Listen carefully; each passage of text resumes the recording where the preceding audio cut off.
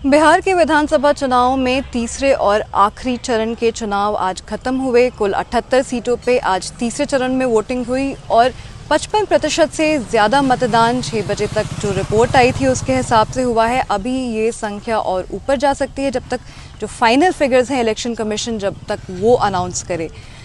जिन 78 सीटों पे इस चरण में मतदान हुआ है, पिछली बार अगर हम 2015 के परिणामों को देखेंगे तो इसमें जनता दल यूनाइटेड के पास 24 सीटें थीं, राष्ट्रीय जनता दल के पास 20 सीटें थीं, भारतीय जनता पार्टी के पास 19 और कांग्रेस के पास 10 सीटें थीं।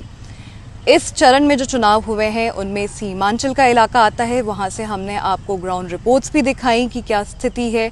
सीमांचल के इलाके में 24 सीटें हैं और AIMIM के चुनाव लड़ने से राष्ट्रीय जनता दल, जो कि ट्रेडिशनली उस एरिया में स्ट्रॉन्ग हुआ करती थी, उसके लिए एक बड़ा चैलेंज सामने आया है। इसके साथ ही मिथिलांचल का जो इलाका है वहाँ पे भी चुनाव है इस चरण में और मिथिलांचल के इलाके में भी भारतीय जनता पार्टी स्ट्रॉन्ग नहीं रही है। इसलिए ये फेज़ में जो इलाके हैं जहाँ पे चुनाव हो रहे हैं NDA के लिए अपने आप में एक चैलेंज है। और वहीं पे सीमांचल के इलाके में AIMIM के चुनाव लड़ने से महागठबंधन के सामने भी चैलेंज है। वहीं पे अगर हम एक नज़र डालें कि इस चरण में चुनाव लड़ने वाले लोगों के क्रिमिनल बैकग्राउंड्स क्या हैं, तो 31% ऐसे कैंडिडेट्स हैं जिनके क्रिमिनल बैकग्राउंड है, 24% इनमें से हैं जिनके खिलाफ गंभीर अपराधों के मामले दर्ज हैं।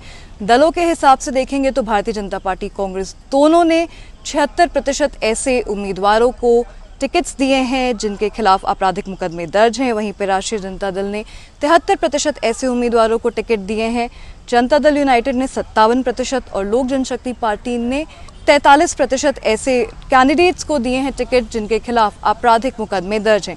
वहीं पे एवरेज असेट्स इस चरण में चुनाव लड़ने वाले कैंडिडेट्स की है 1.47 करोड़ और अगर हम करोड़पति कैंडिडेट्स की तरफ देखें तो 30% ऐसे कैंडिडेट हैं इस चरण में चुनाव लड़ने वाले जो कि करोड़पति हैं।